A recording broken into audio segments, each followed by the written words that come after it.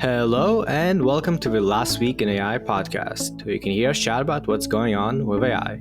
As usual, in this episode, we will summarize and discuss some of last week's most interesting AI news. You can also check out our Last Week in AI newsletter at lastweekin.ai for articles we did not cover in this episode. I'm one of your hosts, Andrey Kurenkov. I finished my PhD focused on AI at Stanford last year, and I now work at a generative AI startup. And I'm your other host, Jeremy Harris. I'm the co-founder of a company called Gladstone AI, an AI safety national security company. And actually, I'll just mention this real quick. We are currently looking for help with business development in the U.S. Department of Defense. So if you are interested in that kind of thing, hit me up. You can send us an email at hello@gladstone.ai. Just one quick thing I'll mention there. We are literally the first company in history to deploy a GPT-4 powered application to the U.S. Department of Defense. And we have training products that are currently training the top leaders at the U.S. Department of Defense, and as well have been used to do briefings for like cabinet secretaries and folks at Homeland Security and the State Department, all that jazz. So if you want to make a big impact in AI safety, AI national security stuff, AGI, that's all our focus. Hit me up. Would love to chat. Anyway, that's my pitch. How did I do? Did I do good? That's good. Yeah, I think it sounds pretty exciting. And as always, we'll include a link to that email and any other stuff in the episode description. So if that's intriguing, do feel free to follow up. Also, as always, feel free to email just a podcast with any thoughts or suggestions. contact@lastweekin.ai. We always love to hear your feedback. Any pointers to stories you think we missed, sometimes we do pick those up, or any corrections, we try and include that. This is going to be a bit of a quicker episode. We kind of have to get through it quick. So we're going to just go ahead and jump in. Starting with the tools and apps section, the first story is one of the major news stories of this week, which is that Google has released Gemini, its AI-driven chatbot and voice assistant. This is really kind of a rebrand of everything Google has released so far. So Bard and Google Assistant are pretty much gone or replaced, seemingly, by this new smartphone app, Gemini. And Gemini is essentially very much like ChatGPT. So it's a chatbot. You can talk to it. It can generate images. It can output whatever ChatGPT does for you, like writing emails or writing code, et cetera, et cetera. I have not played around with it yet, but I have read various people's takes, and the general consensus seems to be that it is about ChatGPT quality. There's some cases where it doesn't do so hot, some cases where it does. But in general, it seems to be about on par. So I guess a pretty big day for Google. Yeah, definitely. And this is, as you said, like part of that Bard rebrand. We've known a lot about Gemini actually for a while now. I think it's the first time I remember personally knowing about the benchmarks, this benchmark performance of these models before they were actually sort of like publicly released. So, usually with like GPT-4, the thing gets released and then we learn about the benchmarks all at the same time and the technical report comes out. But we've known for months now that Gemini was coming, and we knew that in one instance it was hitting like the state of the art in 30 out of 32 benchmarks that they were tracking. And interestingly, that was 10 out of 12 of the popular text and reasoning benchmarks that they tried, but 9 out of 9 and 6 out of 6 of the image and video understanding benchmarks that they tested, and 5 out of 5 of the speech recognition benchmarks. So on the multimodality side, it seems to be like really especially strong, let's say, particularly compared to the likes of GPT-4, which for now it's competing with. But I think one of the most interesting consequences of the Gemini release now, or the Gemini Ultra release, because that's really what's new here. We've had the Gemini Pro and Gemini Nano out before, but with Ultra, we're really now, OpenAI, the pressure is on them to accelerate their timeline on release of GPT-5. If they want to maintain their monopoly, which is the only thing that allows them to defend not their higher price point, but their margin, they're going to have to come out with the next version. We know GPT-5 has been trained already, so I think this is only going to accelerate that timeline and the race continues. You can pay for the more powerful version of Gemini Advanced, which is powered by their Ultra Gemini, and that's for $20 a month. So pretty much the same monthly subscription as you have with ChatGPT for all their like pro tier features. Although you do get a 2-month trial from Google. So, probably a lot of people are going to start trying out Yeah. this as a alternative to ChatGPT subscription service. So as you say, I think does result in some kind of pressure on OpenAI from here. And just a little bit more detail, I think qualitatively, it has a slightly different sort of tone to it. It seems to be a little bit more friendly and just kind of like assistant-y than ChatGPT, less of a neutral voice. And one final caveat is this is released now to English speakers in more than 115 countries and territories. So not yet, I guess, anywhere Google is. But if you're an English speaker, you can go ahead and download it and try it out now. And onto the other update to a chatbot that we got this week. The next story is Copilot gets a big redesign and a new way to edit your AI generated images. So Microsoft has its own ChatGPT type thing called Copilot that has been continually updated and improved over time. And now there is a redesign for it, kind of come upon an anniversary of sorts for Microsoft's efforts in the area. So yeah, it's nicer, cleaner. There's also been an update to the mobile version. And there's a new feature called Designer, which allows you to edit generated content by highlighting different areas of the image, blurring backgrounds, adding unique filters, et cetera, et cetera. So yeah, another instance of the kind of, I guess, chatbot toolscape really maturing in a sense. And now you have a few options for something like ChatGPT that you can choose from. Yeah, one of the things I always find interesting in these new kind of reskins or launches or whatever is looking at what are the things that they're making available for free versus what are they charging for and how much are they charging for them. I think it's fair to say, at the time, Andrey, you and I started to record this podcast together, like about a year ago. It was really green. Like it wasn't clear how much do you charge, for example, for something like ChatGPT. Well, we now know the answer. It's about $20 a month, right? But then, this next generation, especially when we go multimodal, like this tool is, you start to ask, what are the freemium offerings? Like, what do you get for free? What do you have to pay for? And in this case, Designer is free for everybody to try out, but you need a subscription to Copilot Pro to get access to some extra tools. And so what are those tools? What is behind the paywall, at least for now? What are they testing? Well, they're testing out putting behind a paywall the ability to resize generated content and regenerate images into either a square or landscape orientation.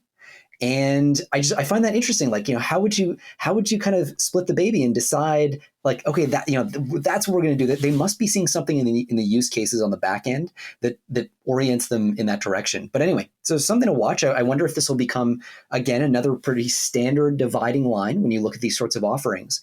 But right now, yeah, it's all part of Microsoft's obviously like kind of holistic integration of AI into their products and trying to draw people into Copilot Pro as much as possible. It's an interesting long-term play, and it's consistent with their big focus on, commoditize the complement, make the software the thing that you pay for or charge for. And Copilot is, a big part of that right now. Yeah, if you look at their description of Copilot versus Copilot Pro, it's kind of interesting. It says access GPT-4 and GPT-4 Turbo during non-peak times. For Copilot versus Copilot Pro, you get priority access to GPT-4 and GPT-4 Turbo during peak times. So essentially, there's this kind of like hidden aspect there where secretly the results you get are from an inferior AI model, unless the GPUs are just happen to be free, no one's using them, then you would get the good results, even if you're not paying. So it's kind of seems to be the standard now where you pay to ensure the best results and to have more of a budget, for instance, for creating more images or editing them various ways, kind of across the board, really. And moving on to our lightning round, we open with Arc Search's AI responses launched as an unfettered experience with no guardrails. So this is a story, I think we first covered this maybe a couple of weeks ago. So there's this company called the Browser Company, and they have a browser called Arc. And it's essentially like the focus here is on, kind of productivity enthusiasts. Just it's a clever way of like organizing your browser experience to make you more productive. And their new iOS version comes with this Browse for Me feature. Essentially, this is an AI agent where you give the agent like a simple query that you want it to look up on the internet for you. Say you want to like look for the Gladiator 2 trailer, and it will identify in that case like the specific YouTube video. So it won't show you a whole bunch of options. It'll just kind of go through the internet, figure out which links make the most sense, and surface those, and then do kind of more complex tasks than that for you as well. Do some research, that sort of thing. It's a really interesting idea, and they rolled this out, I think, earlier this week. Except we're only now finding out, actually, they had no guardrails in place, right? So we're used to like ChatGPT, ask it how to make a bomb. It'll say politely no, like as a large language model trained by OpenAI. I won't help you do that.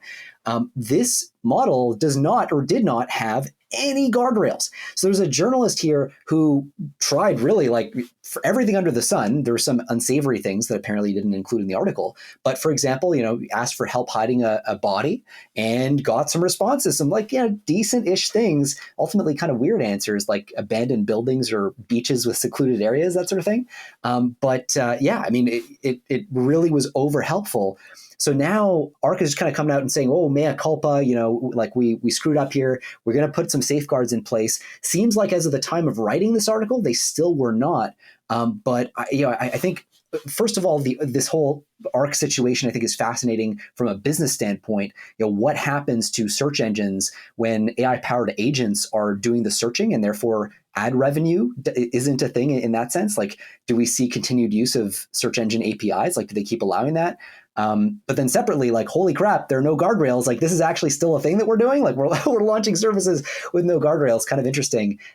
So anyway, a cool article worth digging around if you're interested in that sort of thing. This article highlights quite a bit about this. It's an interesting read. I think I also liked that it highlighted misinformation and hallucination regarding, for instance, medical advice. So that is an issue here as well. So yeah, interesting. Launch fast and kind of have some of these potential negative or problematic cases. And I guess I did promise updates to come to probably address some of the, let's say, things that probably they should limit or in some ways kind of prevent. On to the next story. Brilliant Labs frame glasses serve as multimodal AI assistant. So this is another announcement of a new category of device, I guess, which is this wearable AI thing, you could say. So we've had a few of these already. We've had the human AI pin, which was a little pin that has a projector and you can talk to it. Meta has its smart glasses that have AI integrated. You can speak to it. It can do translation and various things. And now there's a new company in the fray called Brilliant Labs that is launching or announcing Frame, which has an integrated multimodal AI assistant. So pretty similar in concept to what Meta has in terms of being glasses that have a camera, and you can have various AI assistants by speaking to it, and it can also play around with images you get from a model. So to me, interesting to highlight just yet another example of another company trying to see if there is a new type of device that brings AI to you via something sort of wearable. Yeah, it's always an interesting question as to whether it's the hardware itself, like the form factor of the device, that is the limiting thing, or the software ecosystem around it. Obviously, famously, Google Glass flopped when it first launched. Different era now, like generative AI, and in particular, as you said, multimodal AI makes certain things much more possible and usable. Interesting to note, these glasses, they look like eyeglasses. Like they do not, they're as thick as ordinary glasses. They show a photo of them in the article. It's kind of interesting. So we'll see if that really does it. I mean, people don't want to feel necessarily like they're walking around with a thing on their face. I'm trying to remember what happened with Snap's famous sunglasses there. I don't see those around a ton, but that might just mean that I'm, now into my 30s. So that's more the thing. But interesting roster of investors too that they list here. Whole bunch of really impressive people, including Brendan Erb, so is the co-founder of Oculus. Eric Minkowski, who yes, is the founder of Pebble, as they noted in the article, also a partner at Y Combinator. So, really early stage focus there. And certainly Eric is a very knowledgeable hardware guy from what I remember of him at YC. Anyway, other core team members at Oculus. So really, really well-backed, well-advised, and an interesting one to watch. There are a lot of, as you said, a lot of products like this hitting the shelves. Obviously, Rabbit is another kind of vaguely analogous. It's kind of a portable device, not on your face or anything, but we're seeing more and more of the hardware meeting the software when it comes to AI. Next story, Stability AI launches SVD 1.1, a diffusion model for more consistent AI videos. So this is about an update to stable video diffusion, moving it to 1.1 away from 1.0. I think we covered 1.0 just a couple of weeks ago. And this is pretty much just making it so you can have more consistent video generations. Just an improvement, really, but does highlight, I think, a movement in video generation becoming more commonplace, and I think making pretty rapid progress now. And probably for the rest of this year, we'll see a lot of text to video getting better, getting commercialized, maybe starting to be used for various applications. Next, we have OpenAI launches ChatGPT app for Apple Vision Pro. And actually, this is to the story that earlier we were talking about with those glasses. So Apple Vision Pro, this is an augmented reality headset, right, that Apple launched. This was, I guess now last month, we talked about it back when it launched. And now they're looking at integrating GPT-4 Turbo with this headset. So basically it will allow you to chat with, ChatGPT, if you will, using images that are collected by the headset. So it's this very kind of seamless integration. There's also an audio interface, so you can dictate to the headset. So now you can sort of talk to your AI all day long. It's an interesting development. It's also another app. ChatGPT becomes one of many apps on this platform. There's 600 new apps that have been built for Vision OS, which is the operating system that powers Apple Vision Pro. And those apps, it's interesting, they can take advantage of a couple of different features that are built into this ecosystem. There's a thing called Optic ID, which is biometric authentication. It uses eye tracking and iris recognition. So pretty cool. Spatial audio. So it creates a realistic directional audio effects. So you can hear stuff that's coming from the right direction. And then Vision Kit, which allows people to create apps that can actually, be multimodal, take in images and audio and all that. We don't know if ChatGPT will actually be using these, so it's not necessarily clear exactly how it's integrating at the software level with the with Apple Vision Pro. But it looks like, I would guess it'll be using some of these ready-made handles. So another instance of multimodality really, hitting the mainstream and with hardware to support it.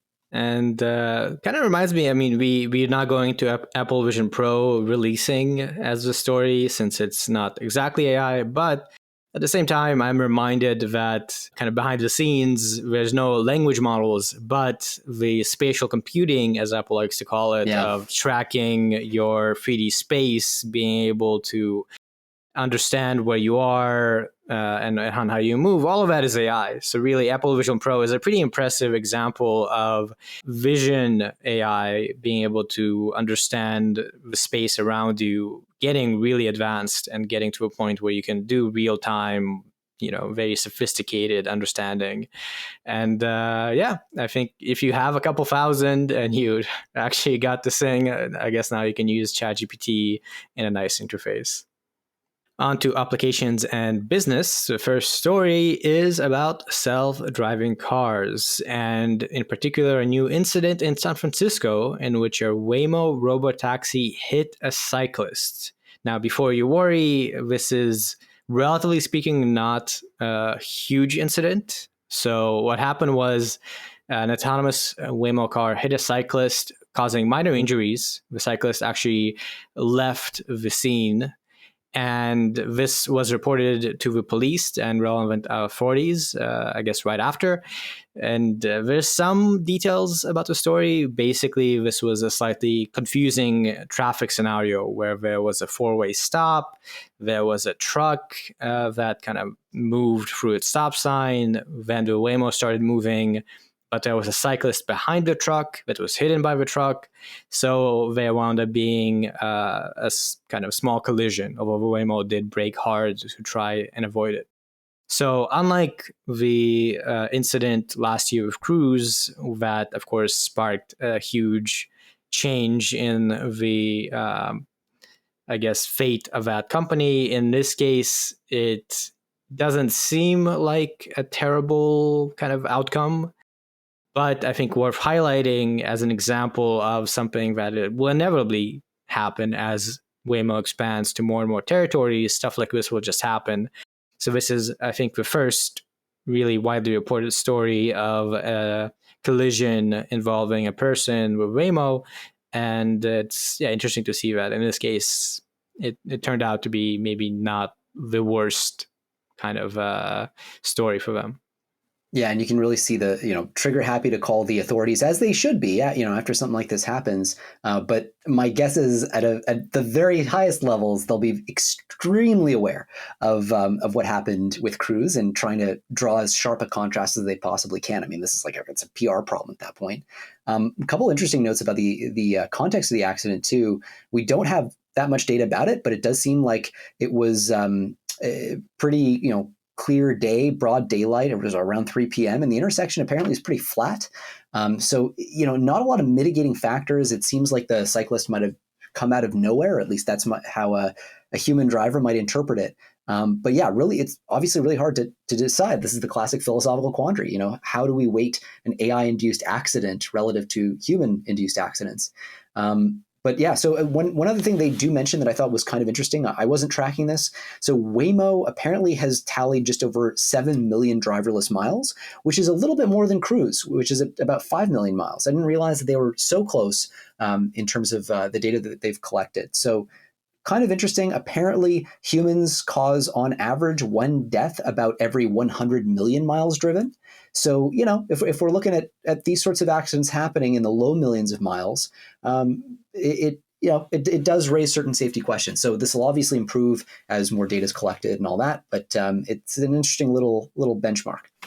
That's right. I think behind the scenes, there's been more movement and more kind of conversations on the regulatory front stemming from the Cruise accident and just generally some of the disruptions happening in San Francisco traffic due to Cruise and Waymo. So this adds to that in a way where now there's another incident that will be kept in mind and I guess inform some of these conversations. It'll be an interesting year, I think, for self-driving. We are kind of still pretty early on. Waymo is trying to expand to Los Angeles, trying to expand the service area in the Bay Area beyond San Francisco to a much larger swath of it, going to include highways and freeways and smaller cities. So it'll be, kind of pretty pivotal year for Waymo potentially. And if there was a worse accident, that could have been a real change of fate. But it seems like this didn't wind down going down that route. And moving on to our lightning round, we're opening up with Canon plans to disrupt chip making with low-cost stamp machine. Okay, so we do this every once in a while where we do that a bit of background, and we still need that dedicated AI hardware episode. But right now, the world's most advanced semiconductor lithography machines are extreme UV lithography machines, EUV machines. These are the things that a Dutch company called ASML makes that they sell to chip fabs like the Taiwan Semiconductor Manufacturing Company or Samsung or SK Hynix. And then those companies then use those machines to make the chips, the GPU, the power GPUs, and so on and so forth. So these lithography machines are kind of pretty far upstream from the whole chip ecosystem. They are critical and they are super expensive. So ASML, which is by far the leader in the space, each of their machines will cost on the order of like $100 million plus. Like these are massively expensive machines, huge lead times for delivery. So Canon is coming in and saying, well, wait a minute, maybe we can come up with a machine that is more efficient. So what these traditional EUV machines do is they fire like a crazy high intensity, high frequency laser to kind of, well, roughly speaking, etch in features onto the semiconductor chips to etch in those circuits. What Canon is doing is they're saying, well, what if we try like kind of a stamping strategy instead, to try to stamp chip designs onto silicon wafers rather than etching them in using kind of high frequency, short wavelength light. So this new strategy is pretty controversial. They've been at it for like 15 years, but they seem to be thinking that this is now starting to mature. They think it's ready to kind of coexist with extreme UV lithography machines and compete in the market. I was surprised at this. They say they're actually going to be starting at the 5 nanometer resolution. So 5 nanometer process, for context, this is equivalent, or this is the process that led to the Nvidia H100 GPU. That's the best almost the best GPU on the market right now, at least from Nvidia. And so they think they can already kind of get down there. They think they can get all the way down to 2 nanometers, which is the node size that will probably be at like a year and a half to 2 years from now. So they're ambitious here. The big question, anytime you look at these sorts of machines, is yield. You might be able to make some of these chips using these technologies, but if most of them are crap, if 50% of your chips end up being crap because your process is just unreliable, then, well, that means that you're going to have to make twice as many chips to produce the right number of kind of quality chips. So that's the big question. Right now, it seems like yield is a big challenge for Canon. There are big hints that the yields aren't necessarily great. They came out and said in this release, in regard to defect risk, I think our technology has largely resolved the issue, which isn't exactly inspiring. But they're doing now their first deliveries for trial period. So this is one to watch. I'm not super bullish on it, but if it ends up working, this sort of thing, could be the type of thing that allows you to make these things for much cheaper. It's apparently like 90% less expensive to produce at scale. That's their claim than these ASML machines. And that, of course, would have major downstream impacts on AI, because a lot of the cost for setting up, at least starting to work on a major AI project, is getting access to a lot of chips, right? Getting access to a lot of GPUs, a lot of upfront investment, unless you're trying to get access to chips or GPUs in the cloud. But now that's actually pretty hard. Now it's not easy to get a ton of compute. A lot of competition for people trying to get that. So if we do get a breakthrough, I guess you could call this, that could have major impacts in presumably a year, a couple of years, but we'll have to see. Next story, also dealing with hardware. U.S. industry group calls for multilateral chip export controls to address disadvantage over Korea and other allies. So this is all about how the U.S., as we have covered quite a bit, has pretty stringent export controls and regulations regarding how chips from the U.S. can wind up in China, and also has prohibitions on U.S. support for advanced fabrication facilities in China. So there is, this group argues, a disadvantage because U.S. companies cannot use some of these fabrication options in China versus Korea, Japan, Taiwan, Israel, and so on can.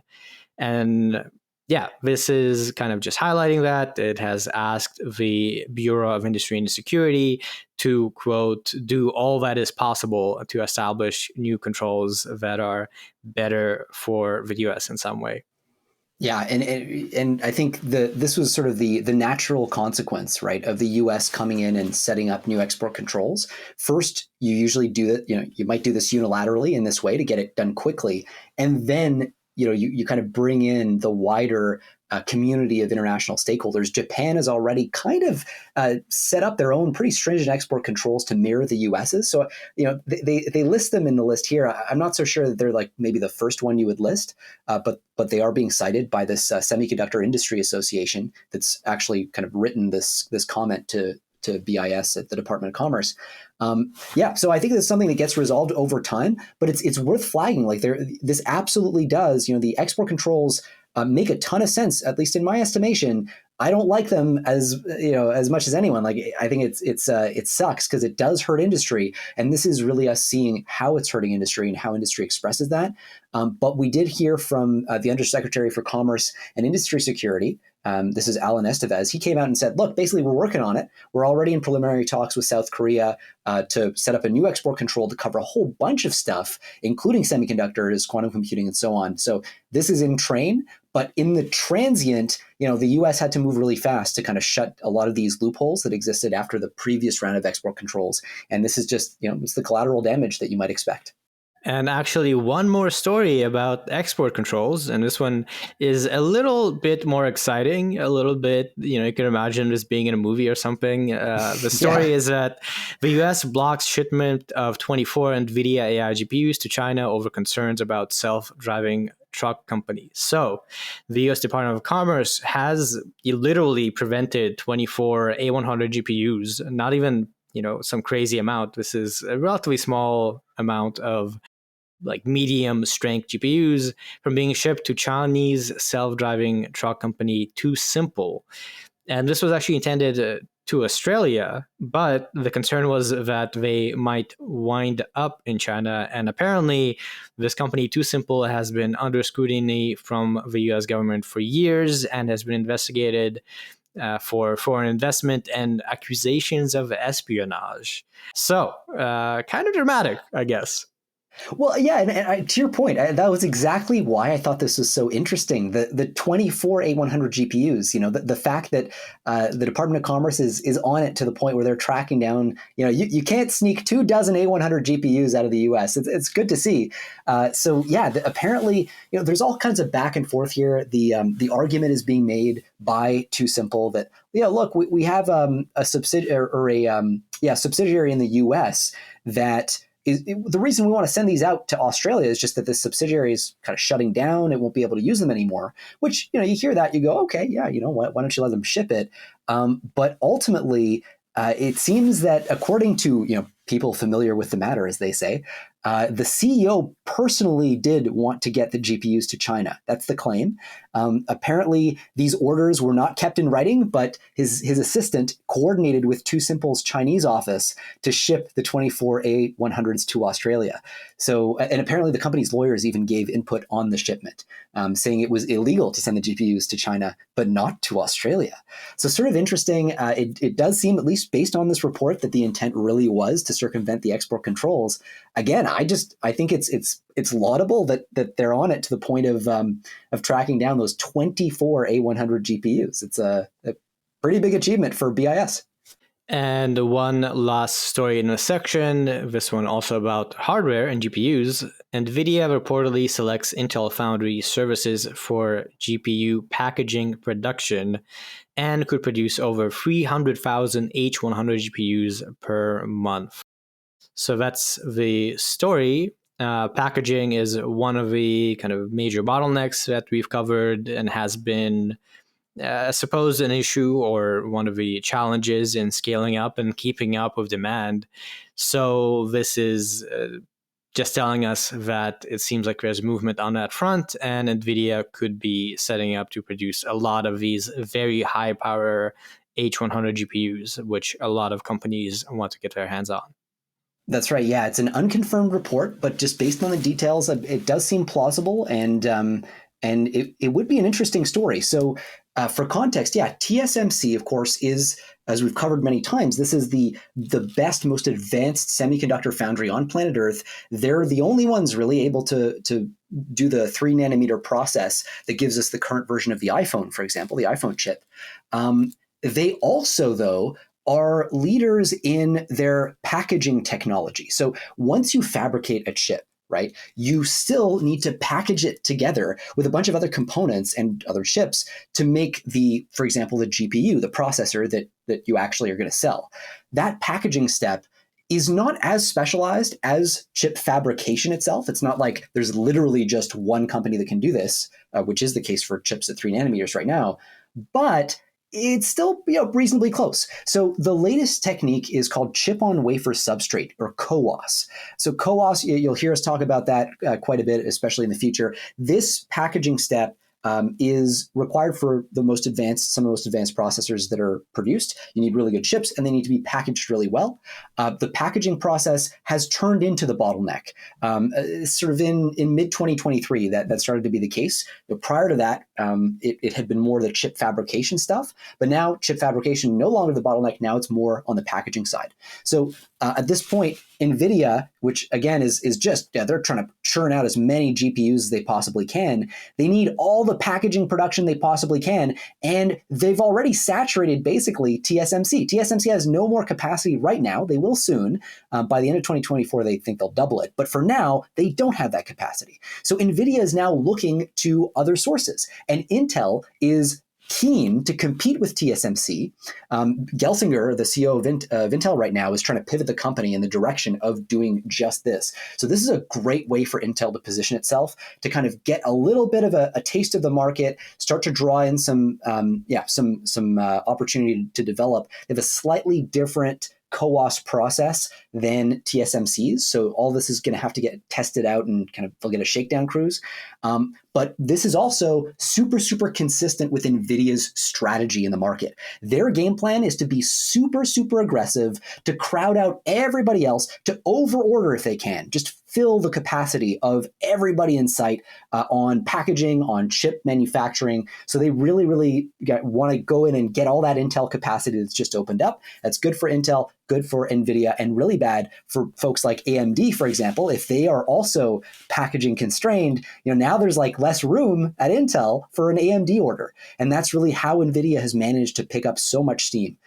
So all of this, again, grain of salt, unconfirmed reports, wouldn't be surprising and would be good news for Intel if this went forward. Apparently, the deal is for something like 5,000 wafers per month. So anyway, wafers are these things that you make the chips on. It would add up to about 300,000 NVIDIA H100 chips per month. So that's a hell of a lot.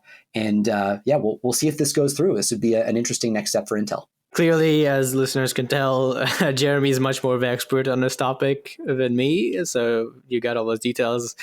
But as I always like to say, hardware is so important, and we keep going back to NVIDIA and GPUs just because it is at the foundation of trying to get GPT-5 or whatever, right? OpenAI and Sam Altman are all about hardware a lot because of this. And it seems like also just in terms of future impact, having a potential other source for their production, having a more diversified supply chain for NVIDIA is very meaningful. So this is a pretty significant development if true and if it works out. Moving on to projects and open source. And our first story is Allen Institute for AI launches open and transparent Olmo large language models. So the Allen Institute for AI, or AI2, has been around for quite a while. It was created by Microsoft co-founder Paul Allen and has done a lot of stuff in AI over years. And Olmo is their latest, I guess, big initiative. It stands for Open Language Model. And it is billed as truly open source in the sense that they have released the model itself, but they have also released the training code and the data for the training, which is in contrast to pretty much anywhere else. You look Llama, Falcon, etc., you might get to model, but you usually do not get to code, and you usually do not get the data. And the data here is its own story, really. It's this DOMA dataset, which features more than 3 trillion tokens.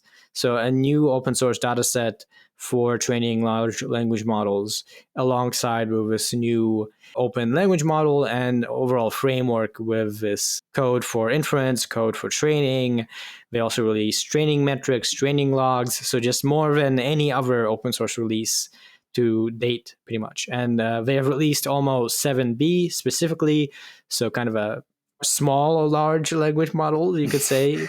Generally, we get like 3B, 7B, and 7B is at the smaller level where it's still kind of GPT, ChatGPT-ish, but usually not capable of advanced reasoning or a lot of stuff you would want it to do, but still, pretty significant. So yeah, an exciting day for open source with this release. Yeah, it's funny you said small, large language models, and I couldn't help but go like, oh yeah, that is a thing. we don't have a word for that, but that is absolutely a thing. You're totally right.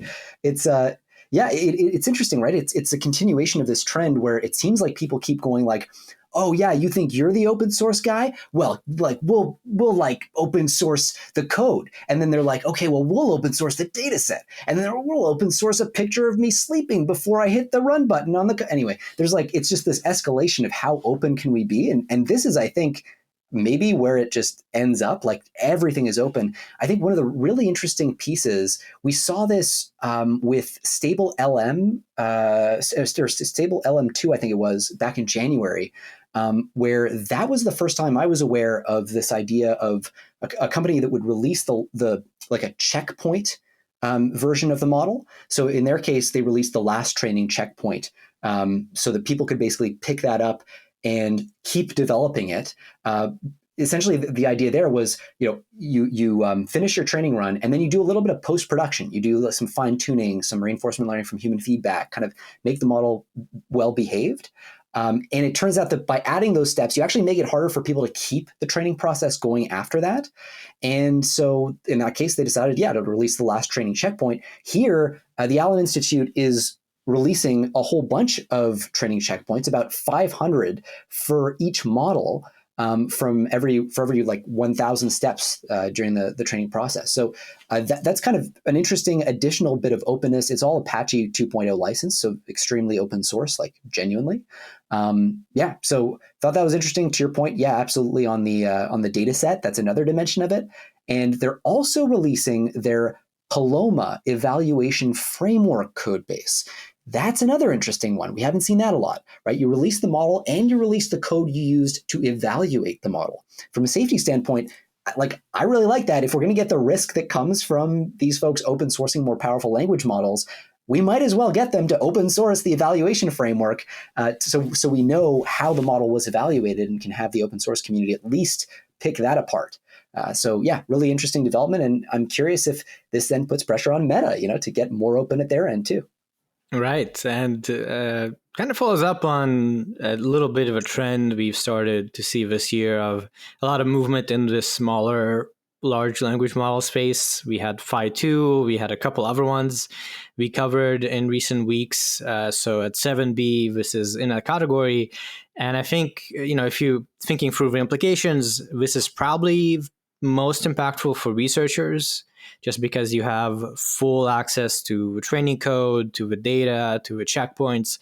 So I would expect to see some papers coming out looking for interpretability results, for maybe just fundamental understanding of how language models train and how their training dynamics involve, things like that. This would go a long way towards enabling that, and is a real boon for the academic community and potentially R&D, but I think probably less impactful on the industry or startup front.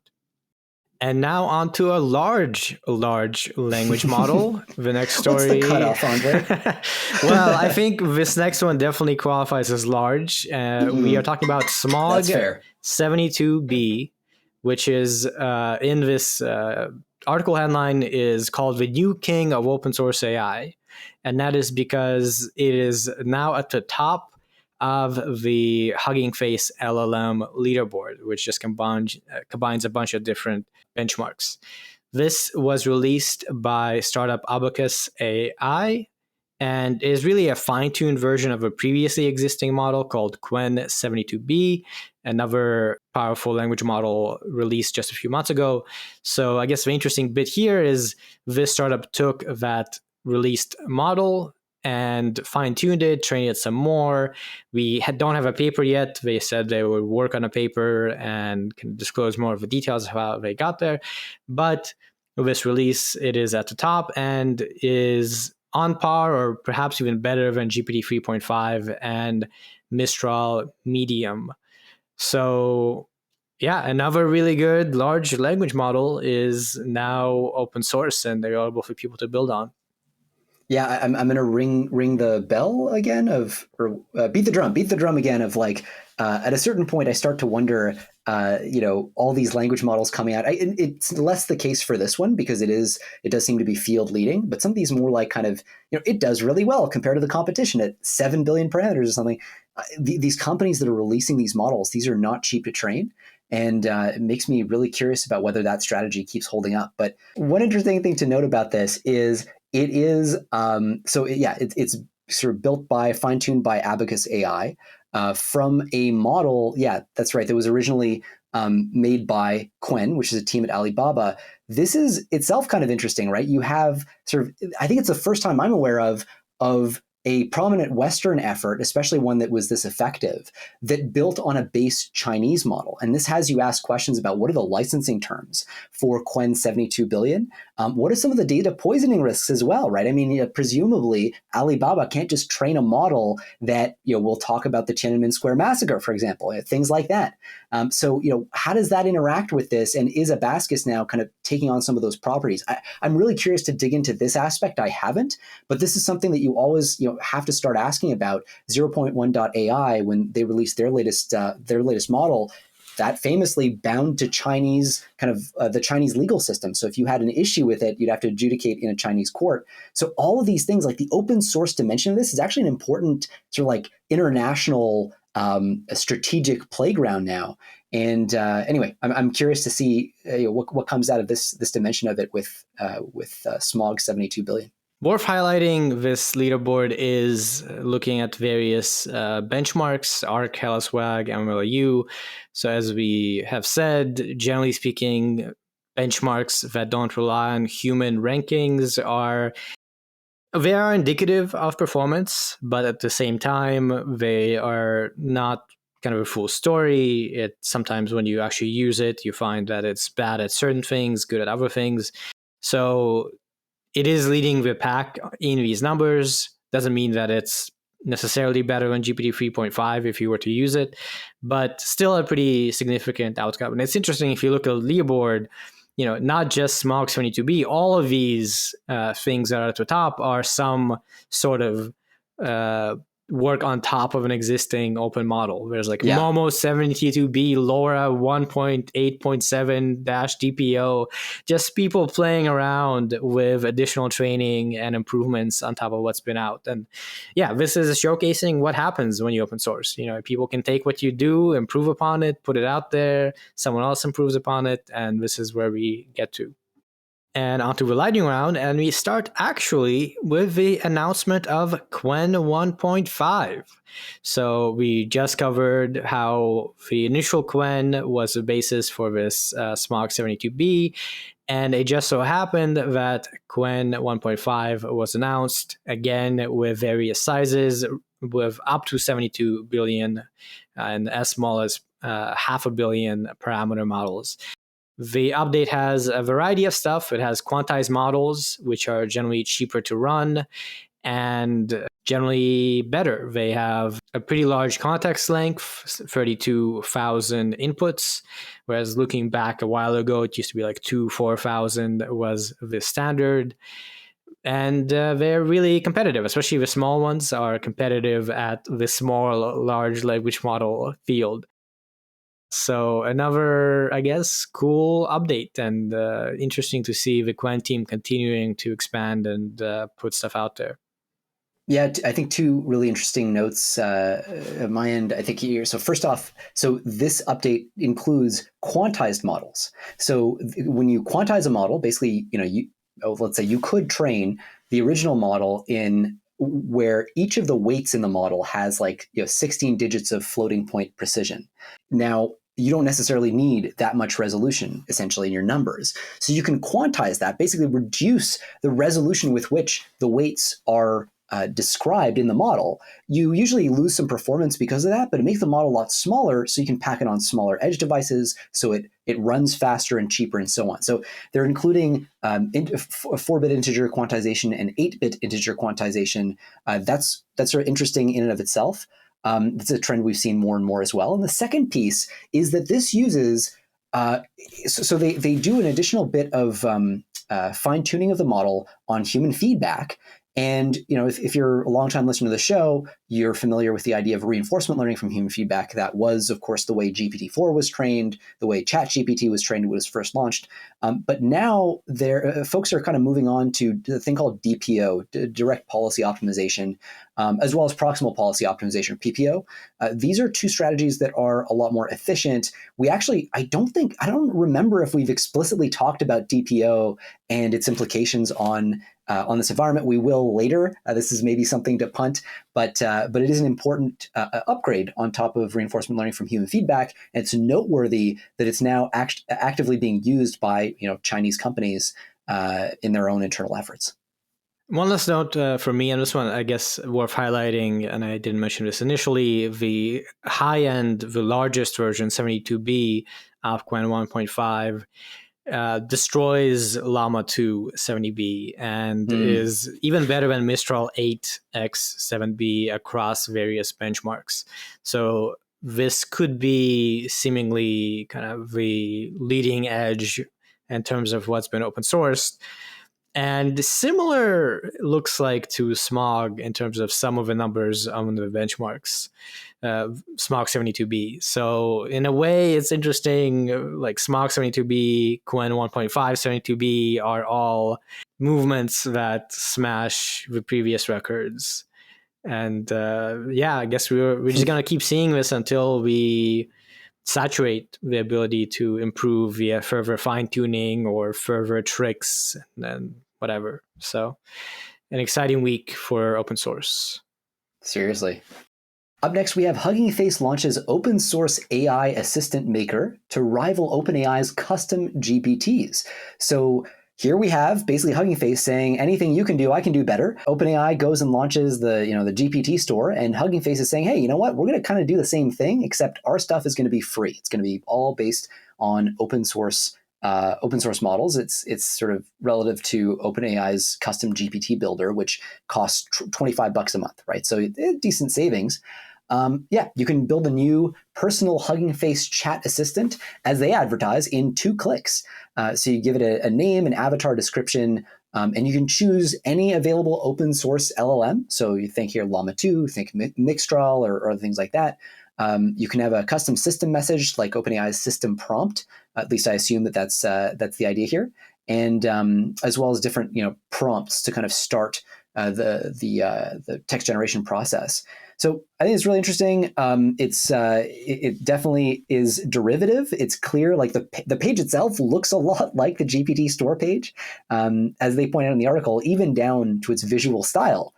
They have custom assistants that are displayed like custom GPTs in their own rectangular baseball card style boxes with circular logos inside. And this is true. I clicked on the article and sort of or clicked on the sort of the through link, and you can see.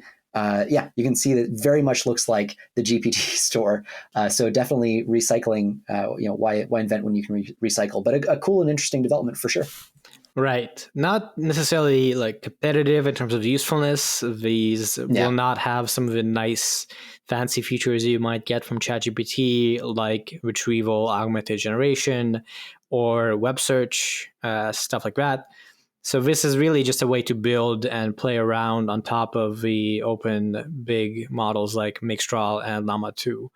Although, as we've seen with the last previous stories, new open models come out all the time. So it could be that in a month there's an extra cool model and someone can just spin up or upgrade their chatbot. So an interesting little project by Hugging Face, I think, and we'll see if this gets some traction or not. And one last story in this section. This one is about MGIE, a revolutionary AI model for instruction-based image editing. That's from the headline.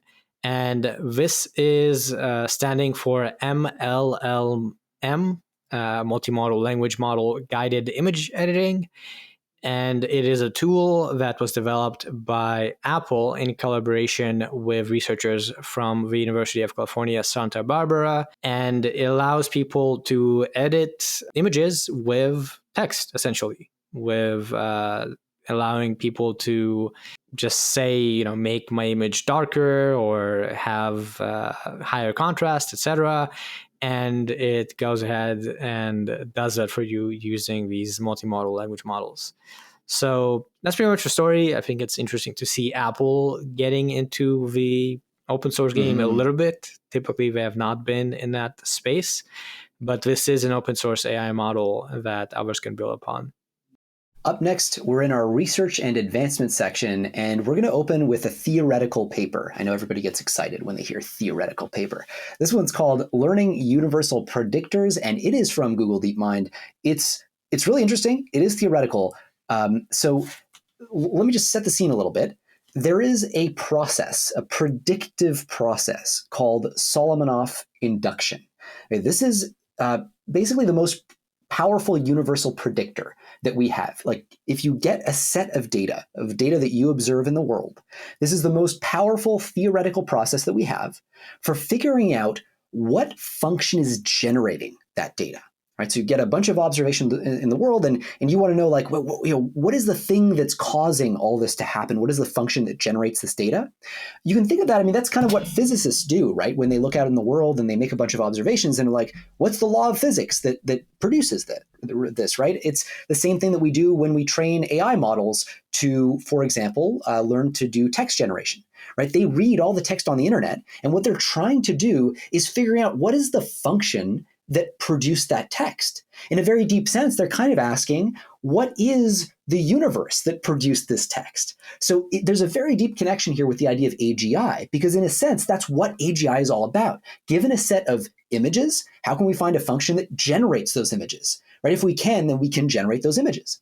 And so, and again, to really make the point on AGI here, if you get a set of observations about the physical universe, how can you find out the function that generates those observations? How can you essentially decode the laws of physics that govern the universe themselves? So this is really like the idea of Solomonoff induction is arguably, I mean, if you could make a Solomonoff induction machine, you would have an AGI, right? An efficient one, if it was actually scalable.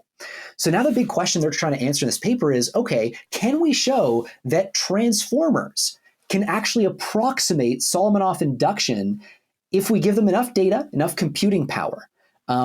If you could show that, then you would have shown in principle that they really could allow us to get to AGI. And Solomonoff induction itself involves a couple of different things. So there are three main ingredients.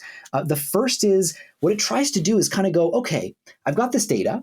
What are all of the possible functions that could conceivably account for this data? Right? What are all of the possible, theories of physics that could explain what I'm seeing? Or for something more mundane, right? If we're trying to explain like the NASA moon landing, what are all the possible hypotheses that could explain it, right? One is that NASA spent a bunch of money to land a rocket on the moon, right? The other is there's a conspiracy theory or a million different conspiracy theories, right? So essentially this process of Solomonoff induction must consider all of the possible laws of physics, all the possible explanations. That is a massively computationally expensive task. In addition to that, it has to assign a probability or like a weighting factor to each of these possibilities. And that'll depend on how, roughly speaking, how complex they are from an information theoretic perspective. So the idea here is the more bits you need to describe a hypothesis, the less you're going to weight that hypothesis. And this is just like the philosophical principle of Occam's razor, right? If you have a super complicated explanation for something relatively simple, that's probably unlikely to be true, right? And this is actually the reason why a lot of conspiracy theories are unlikely to be true, because they require, a whole stack of things to be true at the same time. It's a very complex hypothesis, whereas often the reality is a lot simpler. Not always the case, but often reality is a lot simpler. And then the last piece is Solomon-Off induction relies on Bayes' theorem. So basically updates based on Bayes' theorem, which is the standard way that you consider new evidence from a mathematical perspective to update your hypotheses. Okay, so this is hugely impractical. It needs a ton of computation to execute as is. So the core question is, can neural networks approximate this process? And here I'm going to very coarsely summarize this paper and say that the answer is maybe. It seems like large language models, transformers, also LSTMs, which like long short-term memory networks, these are from the pre-transformer days, they showed in some sort of carefully designed scenarios optimal performance that's aligned with being able to support this kind of Solomon-Off induction. So this is a piece of evidence in favor of the generality, the general purpose capacity of not just transformers, but LSTMs and other kinds of neural networks as well. So it's kind of data point, when we have these conversations about whether current transformers are enough to get to AGI, from a strictly theoretical standpoint, this is a piece of evidence in favor of that. There are all kinds of practical questions about how much in practice does it take to get here. But anyway, sort of an interesting data point to put on everybody's radar as we try to think about what the future of AI looks like in the next couple of years. Right. As you said, a very theoretical kind of mathy paper. This is from DeepMind. There are some kind of results or implications you might take away. They do compare LSTM and RNNs with transformers, and transformers, as we've been seeing for years now, generally seem to do quite well and in some cases better. So yeah, hard to know exactly what to take away from this unless you're thinking about the deep theoretical questions of machine learning and AI and neural nets. But a very kind of cool paper if you're into that sort of thing, I guess. Yeah, there is, one piece is they do study the scaling properties of these systems through the lens of Solomon-Off induction. And they do find that as you scale, the capacity to do this, to carry out tasks aligned with Solomon-Off induction goes up. So it does provide, to some degree, an almost causal mechanism that explains why these systems get more general over time. They start to look more and more like Solomon-Off induction machines. That's, to some degree, a little bit more practical, but certainly not fully. Yeah, you're right. And on to our second main research paper, and this one is a little bit more on the practical empirical side, although it does kind of still study the properties of neural nets rather than try and get some good results or something like that. The paper is Can Mamba Learn How to Learn? A comparative study on in-context learning task. So as we've been covering for a few months now, Mamba has been this new type of neural net that is different from the most popular kind, right? The default these days is transformers. And in the past, maybe half year, roughly, people have started looking at these state space machines that have some better properties in terms of how expensive they are to run and how they potentially can be as good as transformers while being less expensive. So there's been some initial work in this front, including Mamba, which is kind of the best to date example of a state space machine, or at least it was a few months ago. And now people are starting to really explore their properties. And this is an example of that, where this paper asks, can these kinds of models do in-context learning, where in-context learning is basically just like given an explanation of what you want the model to do in the input or the context, can it then do that without being explicitly trained to do so? So in-context learning, super important. This is like the reason that large language models and transformers are mind-blowing, is that without explicitly training them to do stuff, they just kind of can do it when you tell them to. And the basic answer of this paper to this question, can Mamba learn how to learn, is it can do in-context learning. It does learn it. It is worse in some kinds of things than transformers and better in some other kinds of things. And this is not surprising. There's some other paper we're not going to go into that shows that, if you want to do copy paste from the input, for instance, transformers are better, which makes sense, roughly speaking. Anyway, this paper has some results on that front. It also shows that you can combine a transformer and Mamba architecture to get the best of both worlds, where it is able to do the best on every kind of task of these like 12 different example in context learning tasks that I've looked into. So to me, pretty exciting to see more research into the properties of Mamba and more variations of neural net models that might be kind of the next evolution of what we build on. Yeah, it really also makes me wonder about the prospect of like a mixture of experts type of architecture, featuring like Mamba and transformers. I wonder how that would learn to optimize, and whether you could actually squeeze more juice out of the lemon in that sense. In the same way that they try in this paper, kind of combining them together for your end-to-end training.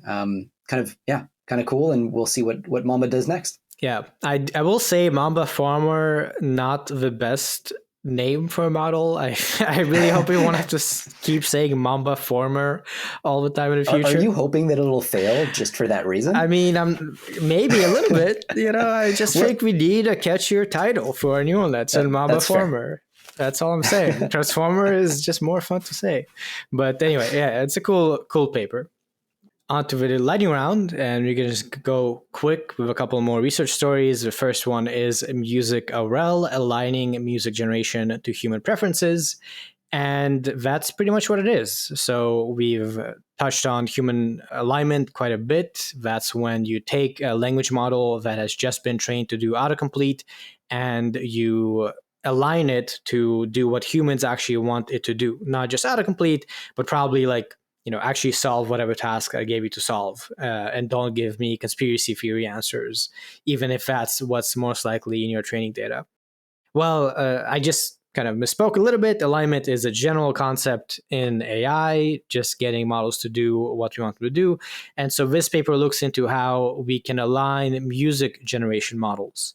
So going from just training and autocompletion from music, text to music in this case, they show you can actually fine-tune similarly to what you do with large language models on human preferences of music, and you get something that's better. And next we have FP6 LLM, efficiently serving large language models through FP6-centric algorithm system co-design. Boy, that's hard to say. Okay, so floating point, FP, that's what it stands for. It's a hardware story again. So one of the things to recognize about current AI training runs is that they are bottlenecked by a thing called the memory wall. Basically, there's this challenge where if you're going to train the model, you need to keep re-uploading the weights of the model during inference. And this is just the inference process. It happens also during training because training involves inference. But it also involves backpropagation. Anyway, during inference, your speed of inference is mainly limited by the time that your GPU needs to read the model weights, to actually pull them up and start to work with them. And so the more floating point digits, the more floating point precision you use to represent the weights in your model, the more time that process will take. And the more memory also your model will take up in your GPU. So for context, GPT-3 is like a 300 gigabyte model, right? It's got a ton of, it takes up a lot of space. An Nvidia A100 or H100 GPU has only 80 BG of memory. So it's like 80 gigabytes of memory. So essentially you can't fit GPT-3 onto a single chip. And so, wouldn't it be great if we could kind of quantize, if we could reduce the resolution of these numbers? So recent studies have shown that the optimal amount of compression, like how many digits we actually allow or how many bits we use to represent these numbers, the optimal number is often 6 bits. So there's 4-bit quantization, there's 8-bit quantization. Those are very kind of commonly used, and we've actually talked earlier today about a 4-bit integer quantization, 8-bit integer quantization in the context of an open source model that was just released. But the middle ground of 6 bits actually seems like it's a really good trade-off between the cost of inference and the quality of the model. And there is no efficient system, the system support for 6-bit matrix multiplication on modern GPUs. And so what this paper is doing is they're coming up with the first like full stack GPU system design scheme that has support for 6-bit, 5-bit, and 3-bit as well, quantization. So essentially, they're allowing us to kind of take advantage of that sweet middle ground.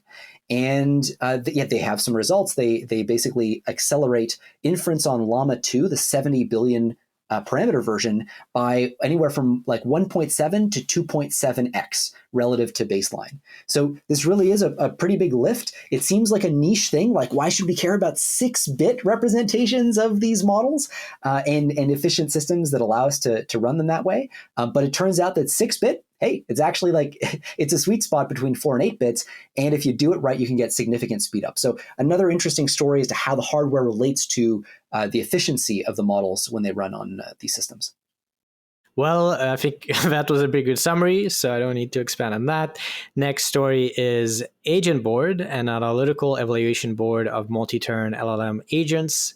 This is a new benchmark and open source evaluation framework tailored to evaluating LLM agents. So not just large language models that autocomplete text and do NLP tasks, but actual agents that require multiple steps to offer some task completion. And so, yeah, this is a more kind of advanced way to evaluate LLMs, specifically if you want to look at them as agents. Yeah, and one of the big challenges with this sort of thing is usually when you evaluate agents, you kind of have a success criterion, which is like they either successfully completed the whole task that you're testing them for, or they failed, right? And the challenge with that sort of arrangement is often the tasks that you're evaluating for have many steps. That's kind of the point of an agent, right? They take a complex instruction, they break it down into substeps, and they farm each of those substeps out to a different instance of themselves or a different language model. Now, the challenge is this gives you a really low resolution picture of what's going on here, right? If one agent gets 90% of the way through a task and just fails at the very end, and another just fails, like falls flat on its face out the gate, you're actually not measuring the difference between them. And so what they're doing here is taking a bunch of different tasks. They have 9 unique tasks and over 1,000 example environments where they can test these agents. And in each case, they have a sort of a bunch of sub-steps annotated manually, by the way, for each of these tests that allow you to kind of have a progress rate metric, not just that measures like, oh, did they succeed or did they fail overall, but at the higher level of granularity, what are the steps that they actually achieved? And this metric apparently reveals significant progress that otherwise, you might have missed. So when you look at their success rates, you can actually see like, oh, interesting, on the surface, it looks like these models are doing comparably because they're both getting really low overall success rates. But like one of them is getting 70% of the way through the task and the other is just 20% or something. So this gives us a high resolution picture of what's going on. They also make a bunch of draw some conclusions about which models are best. No surprise here, GPT-4 powers agents best. But the next kind of leading model among open source systems is, I believe it's a Chinese model called DeepSeek. So that's kind of another interesting note, and that will have changed, of course, in the week or two since the paper came out, because we've had a bunch more open source LLMs. But anyway, kind of interesting new strategy for measuring progress in agent LLMs. Yes, and I think indicative of one of the major kind of open problems or research and development directions throughout the field of getting from models to agents. And, there's examples like the Arc browser, for instance. That's an instance where you want your LLM to sort of be an agent to some extent. So, it's indicative of interest in that direction to get a whole benchmark and a fancy way to measure things to be able to tell if we're making progress. And one last paper for the section, specialized language models with cheap inference from limited domain data. This one coming from Apple, where they show that you can customize a large language model, essentially specialize it to a particular task to make it cheaper to run. So that's the high-level summary. They talk about the specialization budget, the training on a different domain that is a little more specific rather than general, and things like reducing the inference budget. So given this more specific target task that you want to achieve, they show how, a certain way of being able to do that. Okay, on to policy and safety. Starting out with EU's AI Act passes last big hurdle on the way to adoption. So if you've been listening, that just from the title might be kind of a big deal. The EU AI Act has been in the works for years and is a really, really large regulatory effort that the EU has been putting together for quite a while. And for the last few months, there's been a bit of issues with it in terms of what to do with LLMs and open source. There was some back and forth, some problems, but it kind of got resolved, I think, a month ago or a couple months ago. And now this is reporting that the last major hurdle has been cleared for it to be voted on. And what that last hurdle is actually finalizing the proposal. So the final text of the EU AI Act has been approved in a vote.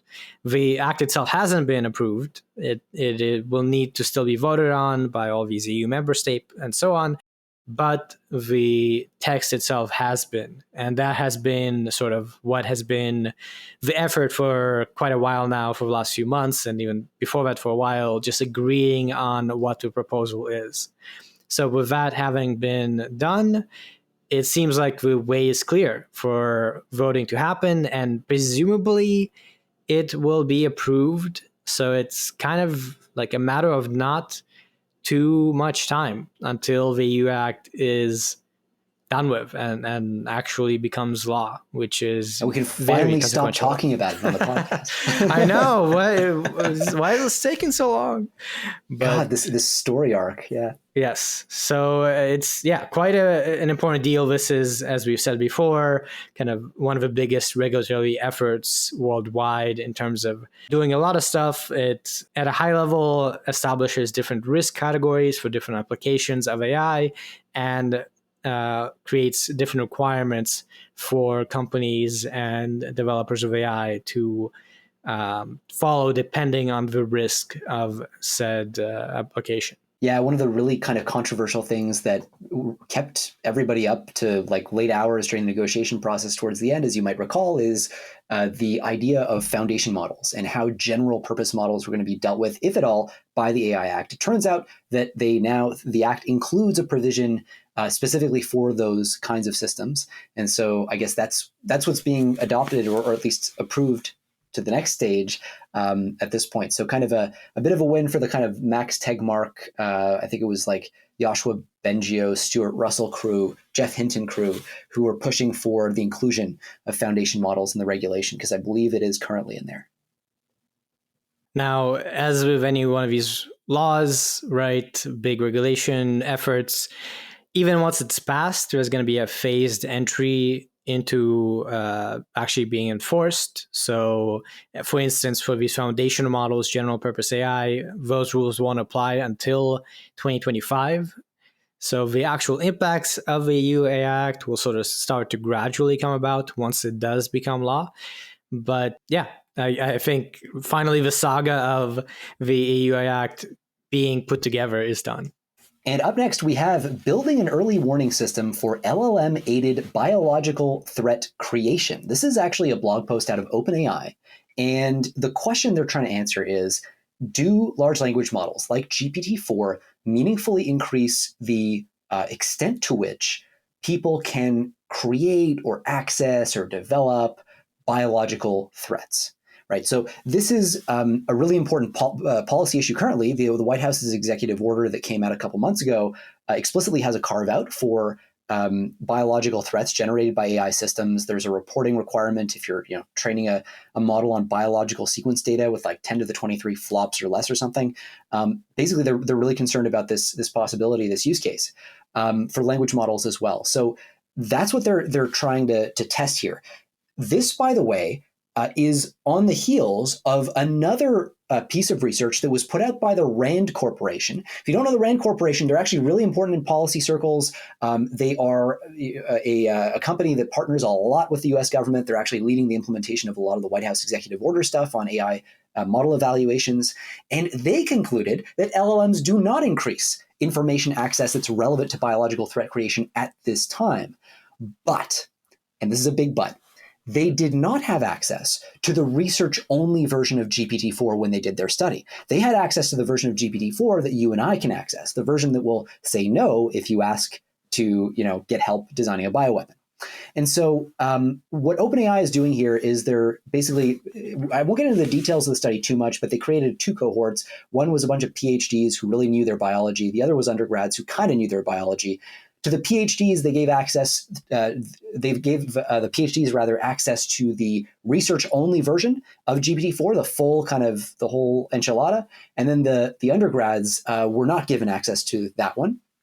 What they found, and this is really interesting, they divide the process of creating a biothread into about five different stages, and at each of those stages, they try to measure does access to GPT-4 give this cohort a leg up compared to people who can only access Google or the internet, right? And for each of these stages, so there's the initial ideation stage all the way down to the execution stage. And what they find is really the issue is they don't have enough data. They had only 50 students or 50 people in each cohort, and they find that they don't get statistically significant results. They do see an uptick in effectiveness at making the biological threat, but they don't see a statistically significant uptick at any one of those individual 5 stages that they test. But if you zoom out and look at the process as a whole, the results are statistically significant. They do see what appears to be an uplift in what they call total accuracy, the overall ability to generate one of these threats. And so what's interesting here is that this result is meaningfully different from what we saw from the Rand Corporation's previous result. We actually do see an increase. The increase, by the way, measured on a scale of 1 to 10, is a factor of about 1 point for the PhDs at least. So they find that they can take a PhD from a 7 out of 10 dangerous to an 8 out of 10 dangerous with this approach. I think this is really interesting for 2 reasons. The first is it suggests that we're not constructing a serious auditing process if we don't give auditors access to the full research-only base model, right? The Rand Corporation came up with a completely different and much less concerning conclusion because they did not have access, the level of access that would have been needed to do this properly, if OpenAI's results here are correct. So that's one piece of data I think for policymakers to be tracking, yes, it does really matter. You do need to give your auditors a lot of access to some sensitive company IP. The second piece is, when you think about the history of language models and capabilities that have emerged, GPT-2 was barely able to do language translation. It would kind of you'd be oh yeah, I can see that's a French word for whatever. It would give you a little bit of stuff, but it was not really good. GPT-3, with a little bit more scale, in other words, a little bit more progress, all of a sudden, boom, this thing could actually usefully do language translation. When it comes to scaling, you tend to find a little tiny hint, if you're lucky, of a capability that emerges, a barely noticeable inkling of it. And quite often at the next level of scale, boom, you hit something reasonably close in some cases to human level capability. And so when you start to see just a little bit, we have our first hint here, our first shot across the bow, this is a statistically significant result, at least at the overall total accuracy level. I wouldn't be surprised if GPT-5 shows, the research-only version at least, shows a marked increase here. And I think that this now puts us on a scaling trajectory to plausibly, it's not guaranteed, but plausibly introduce the very kind of biorisk that the White House executive order was concerned with. So I think it's a really interesting data point. Kudos to OpenAI for putting together this study, and it does invite us to think about how we audit these systems, the level of access we need to give to auditors as they do it. They do say that this is considered a starting point for continued research and community deliberation, and this is done as part of their preparedness framework that we covered, I think, about a month ago, where they highlight basically, as you say, being prepared for the possibility that as you scale and improve these models, different risks, for instance, biological threat creation, arise.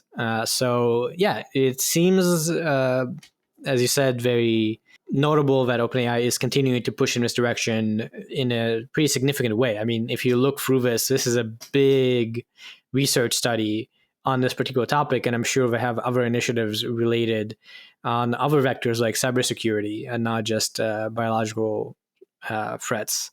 So interesting new insights here, and kind of makes me feel a little more, I don't know about generally for people who are worried about AI safety and scaling and so on, but I feel like, the fact that OpenAI is investing in such a level of preparation and understanding of what might happen is definitely a good sign in general. After the lightning round, first up, FCC votes to ban scam robocalls that use AI-generated voices. And that is the story. As we covered, I think last week, there was a robocall with President Biden talking about the elections. And so this is basically following up swiftly on that. It is now outlawed to have robocalls that use AI-generated voices. You can't do anything for fun these days. I know. How restrictive. We can't even have scam robocalls anymore. But it's probably good news for all of us, because I'm sure there would be a flurry of these sorts of things happening if there's no kind of restrictions in place. Well, next we have Biden administration names a director of the new AI Safety Institute, which, by the way, there's an AI Safety Institute consortium that was recently announced as well. And I am proud to say that Gladstone AI is now a member. Anyway, I guess not new news now, but still. The Biden administration has appointed Elizabeth Kelly, who is a top White House aide, as the new director of this AI Safety Institute. This is a follow-on to the executive order. It's based at NIST, the National Institute for Standards and Technology. NIST is charged in the executive order with doing a whole bunch of stuff around AI model audits and evaluations, testing and evaluation. So she had formerly been an economic policy advisor to Joe Biden, and she was actually really important in drafting the executive order that established, the executive order, I should just say. It's the one that established the institute. I think it's going to be interesting. She's got a big set of shoes to fill here, and hopefully, one thing to keep in mind, by the way, this executive order that established the AI Safety Institute, this is probably going to be stricken. Like the EO is probably going to be ripped out if Donald Trump is elected in the next electoral cycle. So I'm curious what ends up happening to some of these institutions after they're set up. I feel like I should know the answer, but yeah, it's going to be one of those interesting kind of political questions as to what comes next. And I've also, sidetrack, but I've heard I think Trump make some noises about how he's concerned about AI and sort of considers some of the threat models pretty seriously. So that's just sort of interesting and encouraging, if only because it means that we at least have some degree of attention on this issue, no matter who wins in the next election cycle.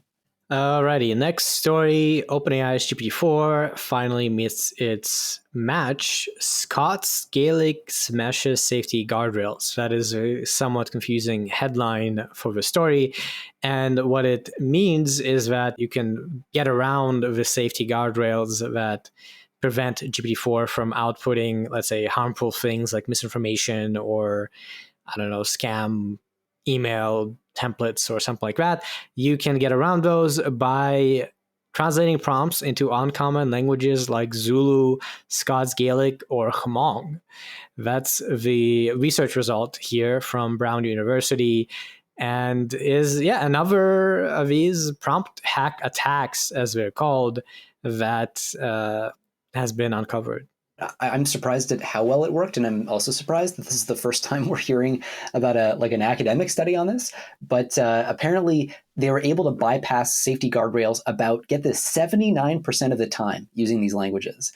So it's comparable to other jailbreaking methods, but those methods tend to be way more complex, way more technical, and harder to pull off. So the fact that you just pivot to a different language and make your request is it's something. I mean, again, I should mention too the comparable, right? If you ask those same prompts in English, it turns out they get blocked 99% of the time. So this genuinely is a huge delta. You're going from 1% success rate to 79% just by changing your language to Zulu or Scots Gaelic and so on. So pretty cool. And on to synthetic media and art, our last section with a few stories. First one is AI poisoning tool Nightshade receives 250,000 downloads in 5 days. This Nightshade is a free downloadable tool created by researchers at the University of Chicago, which is designed to be used by artists to disrupt AI model scraping and training on their artwork without consent. So the idea of poisoning here is that when you upload your images that you've created, you can run it through Nightshade and it would mess with the image a little bit, or potentially a lot in some cases, to make it so if you were to use it in your training data, that would be bad for the resulting model. And so the amount of downloads, 250,000 in 5 days, is really indicative that there is still a lot of resentment and a very concerted effort by artists to fight back against AI, and in particular like this free use argument that any image online can be scraped to be used for training.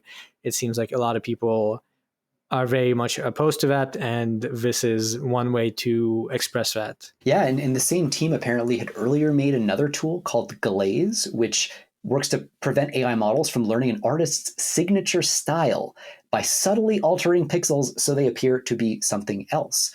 So basically, you try to make it hard to latch on to the style that an artist is using. That one received 2.2 million downloads since its April release. So this is also very, very popular. And what they're now working on is a tool to combine that, the kind of more defensive strategy that Glaze uses to try to make it harder for an AI to catch on to your style, with Nightshade, which is maybe more offensive since it's a poisoning strategy. And they're also saying that they're going to be open sourcing a version of Nightshade pretty soon too, or at least they anticipate doing that. I thought this was interesting. VentureBeat, which is where this article is from, they said in the article they actually use some of these tools to create article imagery and some other content. So kind of interesting metagame there. Next up, labeling AI-generated images on Facebook, Instagram, and Threads. This is an announcement from Meta. There is going to be an imagined with AI label on any photorealistic images created with any of the Meta AI features. And now you can have image generation in various places on Facebook, Instagram, and Threads. These are visible markers, but there will also be invisible watermarks and metadata embedded within the image files, so that presumably people can try and delete the visible markers that are generated, but there are still going to be these invisible watermarks for software tools to be able to try and detect, and also the metadata that if you just read the file, you will be able to tell that's AI generated. But Andrey, isn't all of Facebook's data metadata? Good one. Anyway, Facebook is also adding apparently a feature where so they're going to actually allow users to disclose when they share AI generated material, and I think this is actually kind of interesting.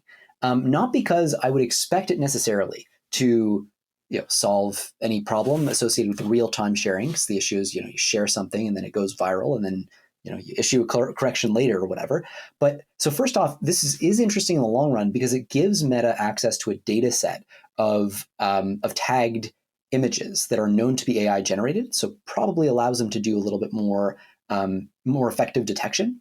The second piece is they may not be able to catch you in time, but if there's the threat that, hey, we're collecting this data set, we're getting better and better at identifying those images, we may in retrospect be able to determine that you shared something false.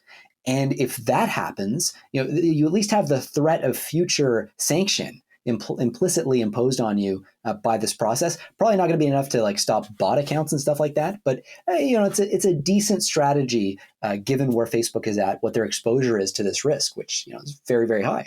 The invisible watermarks, they also point out in this post that they are collaborating on the standards that are used across the industry. And one of them is C2PA, the Content Provenance and Authenticity Standard.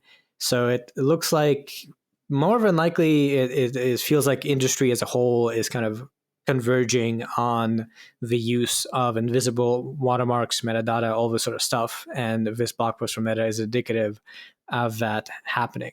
And in fact, in the lightning round, our very next story is OpenAI is adding new watermarks to DALL-E 3. And it is pretty much that same story. They're adding these C2PA, Coalition for Content Provenance and Authenticity, watermarks in images generated on OpenAI's website, and will be starting, I think, this next week. So yeah, it's kind of exactly that same thing that we just covered with Meta, and I believe this is already also being done by Adobe and Microsoft, or at least they're also in this C2PA coalition. So yeah, there's now a standard that probably, I imagine, in the near future, if you look at an image on Reddit or Twitter or something, potentially it will be looking for these watermarks and actually notify you that this is AI generated based on the existence of the watermark or some metadata that is now becoming the industry standard. Yeah, and worth noting, it's also not super a coincidence that this is all happening right now, all of a sudden. The executive order does require some measure of investigation, like looking into these sorts of solutions, if I recall. So, these are companies that are doing the right thing here and trying to get ahead of any exposure they may have to that process. So, I think it not surprising to see Meta, OpenAI, and all these companies following suit. And on to our very last story. This one is not too significant, but it is a follow-up on some previous stories. It is that the AI George Carlin comedy special that caused some controversy, and later we covered, I think last week, there was a thing in Iceland that was kind of similar. Well, that AI comedy special was actually human written. Following the lawsuit, the person behind it went on to say that despite claiming it was AI written, it was actually human written. And that's a first. Interesting development. And yeah, it's kind of funny, like people passing on things as being by AI because of a novelty, then turning out that maybe that wasn't, AI was maybe used partially, but there was a lot of human involvement and massaging it to make it what it was. And that was presumably kind of a case here. So yeah, no huge consequence, but I think worth just mentioning for people who've been listening and following the story that now there's a new development in it. Yeah, the biggest take home for me was that the special's title is George Carlin, I'm Glad I'm Dead, which thanks to generative AI for, I guess, giving us comedy specials with those titles now. That's a new genre. I thought that was pretty good. So I'm curious to see what actual AI, I guess, can do with George Carlin's stuff in the future. But we'll have to wait to see what the copyright rules are for that too. And with that, we are done with this latest episode of Last Week in AI. Once again, you can go to lastweekin.ai for the text newsletter that covers even more AI news if somehow this is not enough. And you can email us at contact@lastweekin.ai with any suggestions for the podcast or the newsletter. And you can also email hello@gladstone.ai to I guess ask Jeremy about a job or just chat, whatever you feel like. We would appreciate it if you review the show, if you share it, if you make us more famous and reputed and so on. Oh, that sounds cool, man. Yeah, that's always nice, but no pressure. Really, what we care about is that people actually get a benefit from us recording this. So please keep tuning in.